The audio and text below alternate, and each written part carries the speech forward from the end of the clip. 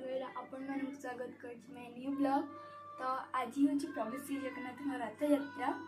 आशा करी जगन्नाथ कृपा आपण मत भले थे मुझे बहुत भल जाए।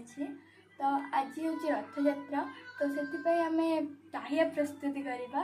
तो से आम टाहियार सबू सामग्री आनी सारीचु।